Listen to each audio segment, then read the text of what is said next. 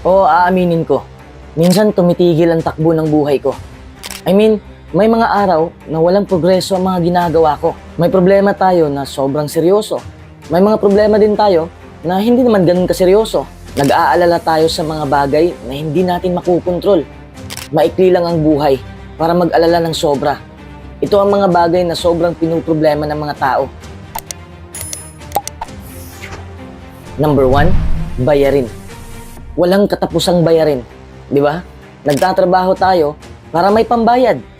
Ang iba'y nag-struggle sa problemang ito. Kung hindi naman tayo magbabayad, mas lalo tayong mahihirapan. Magpatong-patong na mga bills. Kung hindi natin ito papansinin, lalo lang itong lumalaki. Mas lumalakas at mas mapanira. Nakakatakot, di ba?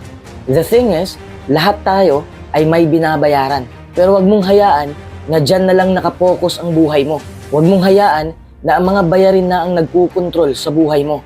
Oo, alam kong napakadali lang magsabi na huwag mag-alala sa mga bayarin. Alam ng lahat na hindi magandang mag-alala na lang tungkol sa mga bayarin. Ngunit kapag nalulunod ka na sa utang at wala kang sapat na kita, magulo talaga ang isipan mo. Uulitin ko, huwag kang masyadong mag-alala sa mga bayarin mo. I can assure you, kung mawawala man ang mga bagay sa buhay mo, hindi ka mamamatay. Pero pag aalala ng sobra, ay magpapaikli ng buhay mo. Itatak niyan sa isip mo. May ibibigay akong tip sa'yo. Dapat marunong kang mag-budget. Kung ano yung nasa budget list mo, yan lang ang gastahin mo. Put your budget over anything else. This will help you get a better view of your bills and how they affect you. Kung may mga bagay na hindi naman gaanong importante sa'yo, huwag mo munang bilhin. Bawas-bawas muna sa ibang gastusin. Mag-focus ka lang sa basic needs mo. Huwag mo munang paggastusan yung mga bagay na hindi naman pinakakailangan. Bayaran mo ang mga nabarang utang sa ibang tao, kung meron man. Number 2, pera. Ang pera ay isa sa mga sanhi kung bakit mas lalo tayong namumroblema sa buhay. At ang pera din ang solusyon. Kailangan natin ng pera para makakain. Hindi natin yan may tatanggi. Kung ang kaya mo lang ay bigas, huwag mo nang piliting bumili ng ulam. Kahit ganyan lang, mabubuhay ka pa rin. Ang punto ko lang, huwag mong ipilit, lalo na kung wala kang sapat na pera. Material wealth doesn't equate to happiness. Totoo yan, temporaryo lang ang kasiyahang dulot nito. Kasi kung totoo na pera ang nakakapagpasaya sa tao, bakit ang daming mapera na nadidepress? Why they feel empty? Sa halip na bigyang diin ng pera, pagtuunan mo ng pansin ang mga bagay na nagpapasaya sa'yo. Kung naghahanap ka lang ng trabaho para magkapera, mapupunta ka lang sa trabahong hindi mo gusto. Money can't solve that. Dapat maghanap ka ng trabahong gusto mo. Gumawa ka ng mga bagay na gusto mo at ang pera ay kusang susunod sa'yo. That's the thing. People who pursue their dreams and passions always have more fulfilling stages than those motivated by money. Number 3, nakaraan. Ano pa ang magagawa mo sa nakaraan mo? Wala na. Hindi mo na yun mababalikan. Hindi mo na matwist ang pangyayari. Nangyari na ang lahat. Ang tanging magagawa mo lang ay matuto ka sa mga nangyari sa'yo. The past is important to learn from, but you should not let it get in your way and become a burden. Umabanti ka lang. Iwanan mo na ang nakaraan mo. Maiisip mo man, pero wag mong bitbitin sa kasalukuyan mo. Lahat naman tayo ay may nagagawang pagkakamali sa ating nakaraan. Hindi na kailangan takbuhan pa yon o ikahiya kung sino ka talaga o kung saan ka nanggaling. Ngunit wag mong hayaan na kinukontrol ng nakaraan ang buhay mo. Matuto ka sa iyong mga paghihirap at lumaban ka ng mas mahusay sa susunod. Patuloy ka lamang masasaktan ng isang bagay na nangyari na kung hahayaan mo ito. Number 4, buhay ng iba. Huwag kang makipag-chismis. Huwag mong pakialaman ang buhay ng iba. Kasi may sarili kang buhay. Walang magandang maidudulot ang chismis sa buhay natin. Iba kasi ang concern talaga sa nakikichismis lang. Kung ano man ang ginagawa ng ibang tao, labas ka na doon. Wala ka nang pakialam sa buhay nila. Sa mga desisyon nila, bakit ka pa nag-aalala? Sa halip na sila ang nasa isip mo, sarili mo na lang ang alalahanin mo. Worry about yourself. Hindi pwedeng alamin mo ang buong kwento ng iba. Hindi rin pwedeng ang iba ay makialam sa buhay mo. Life is just too short to worry about what others are doing. Number 5, haters. May haters ka ba? Kung meron man, isipin mo lang na you can't please everybody. May maraming sikat na wala namang ginagawang masama sa mga tao, pero hate na hate sila ng karamihan. Kahit ano pa ang gawin mo sa mundo, may mga taong hindi magkakagusto sa'yo. Kahit may mga haters ka man, ipagpatuloy mo pa rin ang ginagawa mo. Basta't wala ka lang tinatapakang tao. Kung makakabuti naman sa'yo ang ginagawa mo, walang problema dun.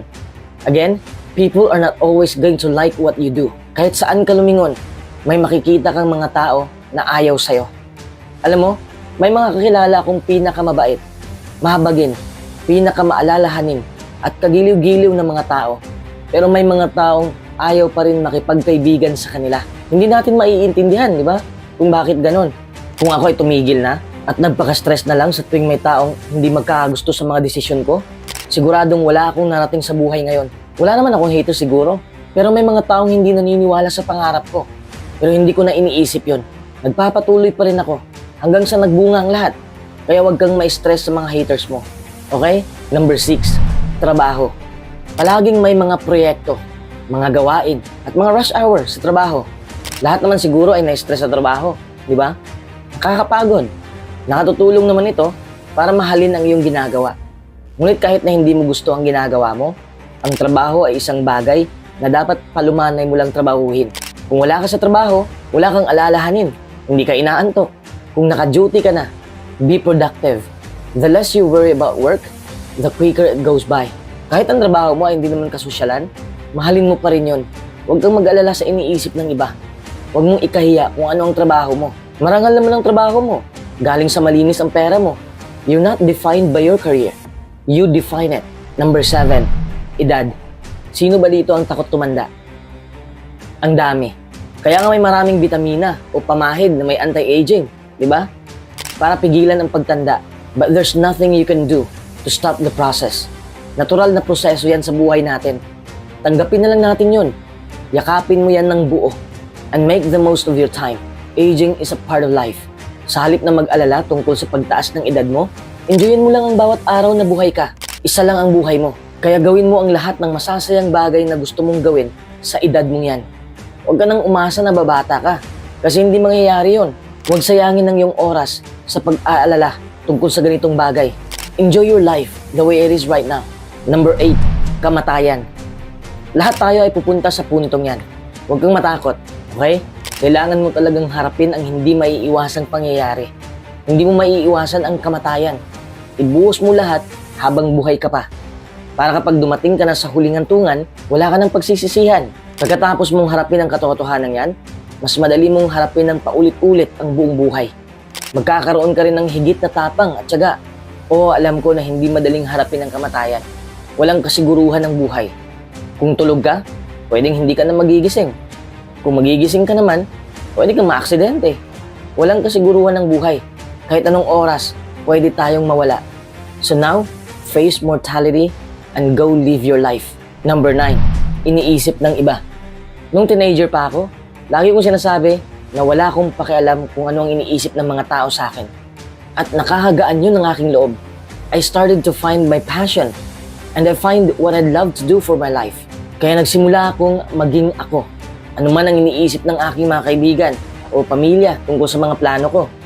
Wala akong pakialam kung hindi ako nag-fit in sa kagustuhan ng iba.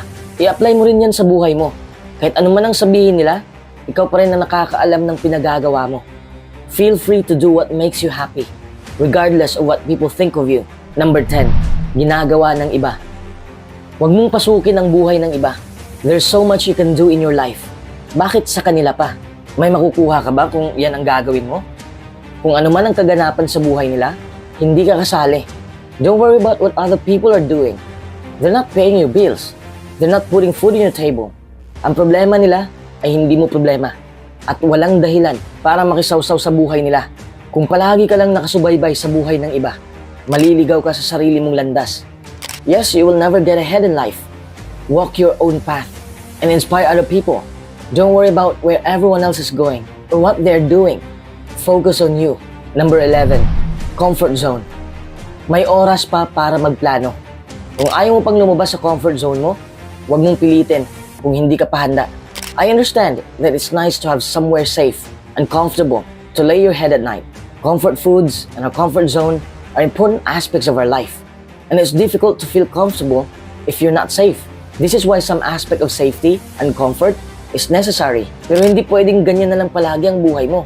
Paano ka matututo kung wala kang ibang ginawang kakaiba? Sooner or later, you're going to have to break out of your comfort zone and experience real life. Taking chances is important in life. If you never take chances, you will never stand up for yourself. And you will likely not have very much fun. You only live once. Number 12, pagkakamali. Huwag kang masyadong mag-alala kapag nagkamali ka.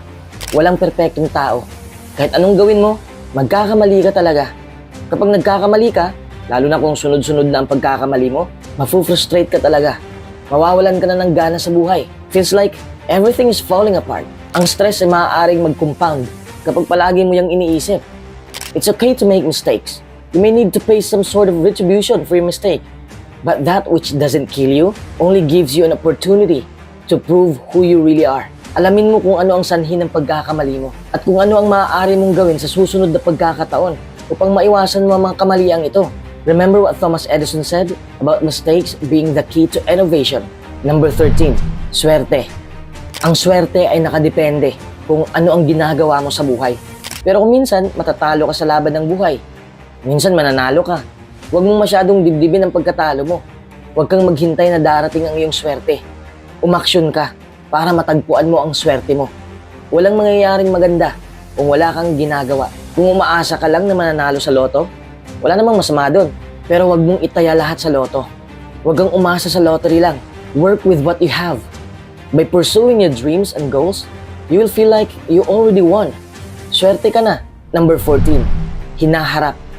Hindi mo pa alam kung ano ang mangyayari. Huwag mong pangunahan. If you don't start something because you're scared of all the things that may go wrong, you're probably better off.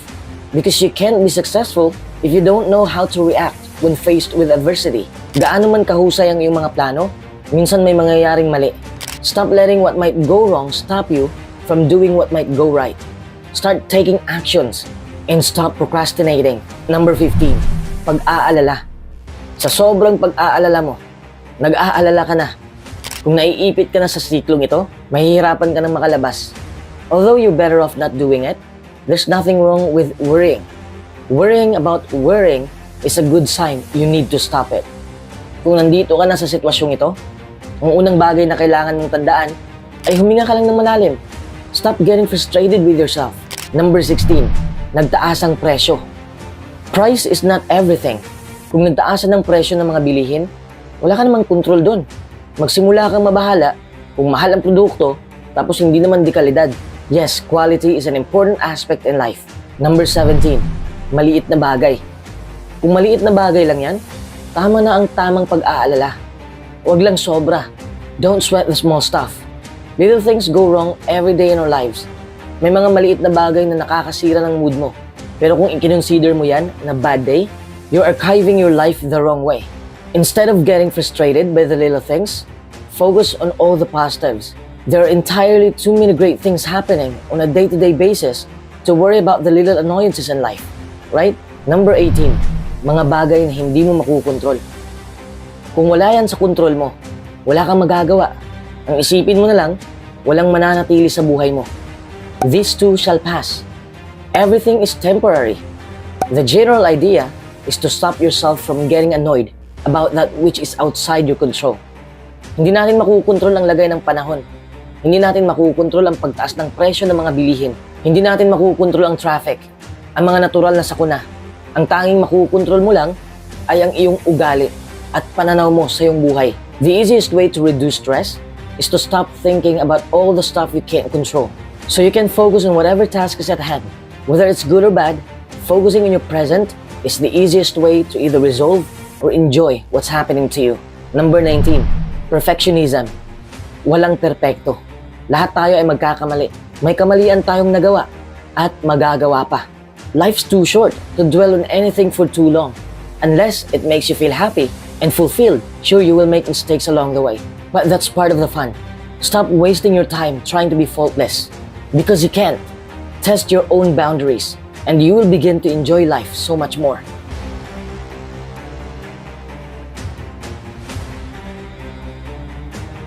Makakamit mo ang tagumpay kung hindi mo minamadali ang proseso. Habaan mo naman ang pasensya mo. Halos lahat ng tao gusto agad-agad makukuha nila ang kanilang inaasam-asam. Ayaw nilang maghintay. Madali lang silang mabagot. Pero hindi ganun ang realidad. Kahit pilitin mo man, mahihirapan ka lang. Kasi nga, hindi ganun ang realidad. Kung palagi ka lang nag-i-expect na darating kagad ang hinihintay mo, tapos hindi dumating sa ina-expect mong petsa, ano ang mangyayari? Reklamo. Palagi kang nagre-reklamo. Sinisisi mo na ang sitwasyon. Galit na galit ka at hindi mo maiintindihan kung bakit palpak ang buhay mo. Sa totoo lang, kung gagawin mo lang ang lahat ng makakaya mo, plus habaan mo lang ang iyong pasensya, yun bang hindi ka nagmamadali? Mapapasayo rin ang gusto mo.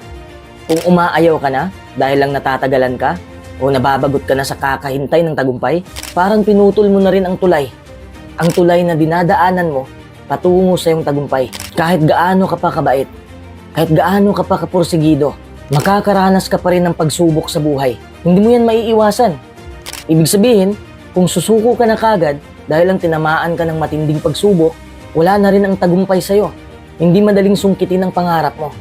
Oo, madali lang mangarap, pero hindi madaling makuha ang pangarap. Hindi yun basta-basta na lang mahahawakan mo. Siguradong matatagalan ka muna bago mo makuha. Kaya minsan sa sobrang hirap, iniwan mo na lang ang pangarap mo sa buhay. Namumuhay ka na lang kung saan madali lang ang lahat. Tapos ikaw pa ang may ganang magreklamo kung bakit nandyan ka pa rin sa sitwasyon mo. Hindi mo naman talaga gusto. Binitawan mo ang unang mong pangarap dahil hindi mo nakayanan ang pagsubok. Tapos iniba mo na naman ang pangarap mo. Hindi mo pa nga natapos ang una, lumipat ka na.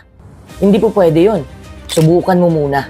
Huwag kang sumuko kagad kasama ang kahirapan sa buhay. Lalo na kung may hinahabol tayong pangarap.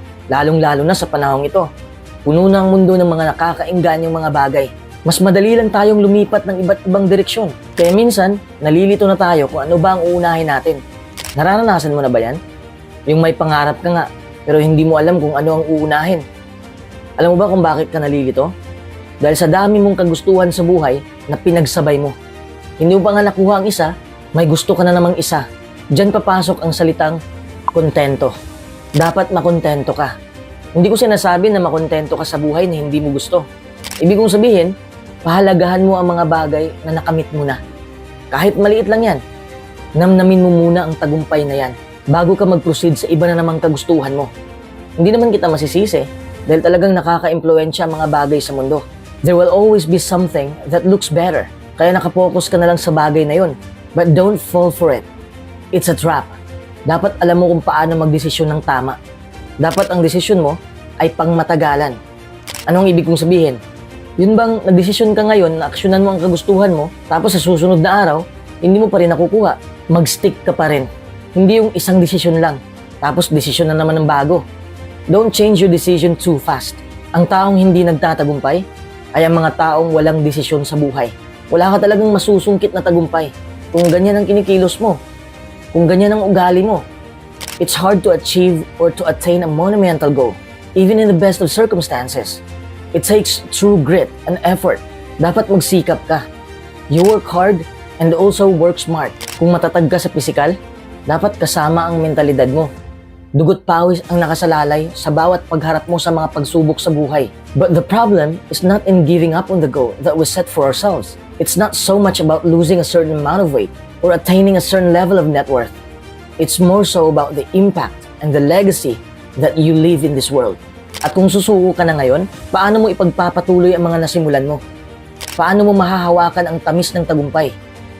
Paano na ang pangarap mo? Paano na ang pangarap mo para sa pamilya mo? Kailangan mong maunawaan na ang pangarap natin sa buhay ay madali lang isipin, pero napakahirap abutin. Sinasabi ko ang katotohanan na yan para hindi ka umasa o magmadali. Mahirap man abutin, pero hindi ito imposible. Kung may pangarap ka, simula ngayon, dapat inaaksyonan mo na. Huwag mong ipagpaliban bukas. Paano kung bukas wala ka na? Hindi mo alam, di ba? Kung pagod ka na, pwede kang umupo, pwede kang humiga, pwede kang tumigil saglit. Pero saglit lang, hindi pwedeng magpakatamad. Para sa akin lang may mga araw man na tinatamad ako, pero iniisip ko lang palagi ang goals ko. May target ako dapat tamaan ko yun. Kaya palagi akong umaaksyon. Wala na akong panahon sa mga walang kwentang bagay na kumakain sa oras ko. Bakit nasabi ko na hindi pwedeng magpakatamad sa buhay? Because everything is gonna take more effort than you initially think it will. Kahit anong klaseng goal ang nasa isip mo ngayon, kung susuko ka na, ibig sabihin na wala ka na ring silbi sa mundong ito.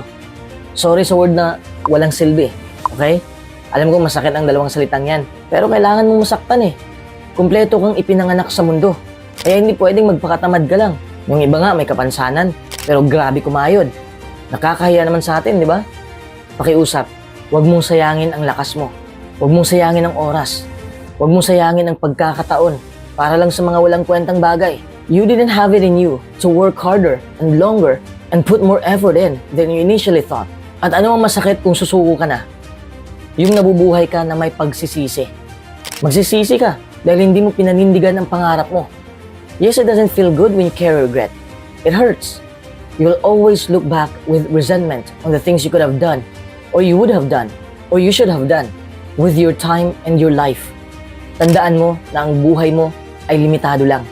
So don't waste that living life according to other people's rules. Use your remaining time to live life in your own terms and according to your rules. But to do that, you have to invest the time now and work toward your goals and don't give up so easily. Hindi ibig sabihin na madali lang ang lahat kung nag-e-effort ka na. May mga mabibigat pa rin na pagsubok na masasalubong mo sa hinaharap. Pero hindi ka dapat magpapatibag. Huwag kang magpapatalo. Okay? Lumaban ka lang ng lumaban hanggang sa makuha mo na ang tagumpay na hinahangad mo. Ang nakakamangha pa, ang tagumpay ay darating kung pagod na pagod ka na. Naiintindihan mo ba? Yun bang malapit ka na sanang sumuko, tapos may senyales na dapat ka pang lumaban, tapos nakuha mo na. Isa na ako sa mga nakakaranas niyan. Nung hindi pa ako article writer, ang dami kong pinagdadaanan para matupad ko lang ang pangarap na yon. Inaaral ko kung anong gawin. People are talking about all the pain and the turmoil of working tirelessly towards their goals. It's always at that point, when you're just about to give up, that you figure things out to achieve success. But that's understandable, because it shows the enormity and difficulty in big monumental goals. It also differentiates successful people from those that ultimately give up. Kung hindi ka man nagtatagumpay noong una, ulitin mo lang. Kung hindi pa rin, baguhin mo ang iyong strategy. Huwag mong ulitin ang parehong ginawa mo na hindi nagwo-work. Kasi ang ending niyan, same results pa rin. Baguhin mo ang iyong strategy. Look at the successful people. Ginawa nila ang lahat para matamaan ang target nila. Hindi nila binago ang goal. Binago nila ang kanilang plano ng pag-atake. If you see that one thing is not getting you there fast enough, change things up and take a different approach. Kahit ilang plano pang susubukin mo, basta't wag mo lang hayaan na mapalayo ka sa goal mo. Alam kong masipag ka. Alam kong may pangarap ka. Alam kong gusto mo yung makamit. Kaya nga sinasabi ko to sa'yo, para wag kang panghinaan ng loob. Sa totoo lang, kung nafu-frustrate ka na sa buhay mo ngayon, kung gusto mo nang sumuko, ito na ang tamang senyales. Napapalapit ka na. Gaya rin yan ng pag umakyat ka ng bundok. Habang papalapit ka na sa tuktok, hihilahin ka pa lalo ng gravity. Ganyan rin ang mangyayari kung papalapit ka na sa tagumpay. Mabibigatan ka pa lalo. Ulitin ko, kung nafu-frustrate ka na, that likely indicates that you're far closer than you think. Aminin na natin, madalas tayong napipikon sa sitwasyon natin. Akala natin, walang nangyayari sa effort natin. Pero mali pala tayo. Take a moment to step back and assess where you're at and find the things you can appreciate about what you have already accomplished and reinvigorate yourself to move forward with a renewed sense of spirit. Buksan mo ang iyong isipan. Imaginein mo na papalapit na ang pangarap mo sa'yo. Oo, madali lang sumuko. Kapag gumagawa tayo ng malaking goal, kasama na dyan ang pagod. Kung gusto mo nang sumuko, ito na ang tamang pagkakataon na ilabas mo ng nakatago mong lakas. Gamitin mo ang lakas mental. Use your mind to envision a bigger and brighter future that's awaiting you.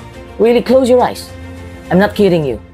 Close your eyes and go into a lucid state of envisioning a crazy future-based reality for yourself that's so outlandish and ridiculous that it inspires you to keep pushing forward. Iwanan mo na ang negatibo mong ugali. Yan ang mahadlang sa daan mo. Alam kong nakasanayan mo na yan, pero kailangan mong baguhin ang pag-iisip mo.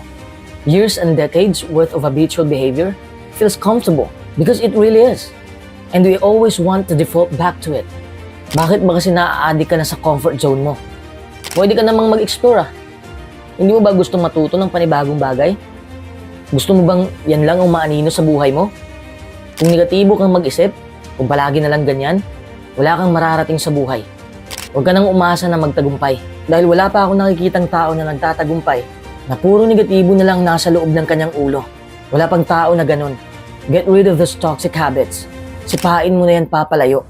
Barin mo na ang luma mong balat. Mahirap man paalisin ng toxic mong isip, pero kayanin mo. Okay? If you want to achieve your goal as badly as you want to breathe, then I promise you that you will find a way. Disiplina na lang ang kulang mo. Kung wala kang disiplina, mas mahihirapan ka. Lalo na kung malaki ang pangarap mo sa buhay. Maraming tao na ang sumuko sa laban nila. Nawawala na sila ng gana. Alam mo ba kung bakit? Dahil wala silang disiplina sa sarili. If you don't have discipline, you cannot achieve anything worthwhile. Discipline is the bridge between goals and accomplishments. Yan lang naman.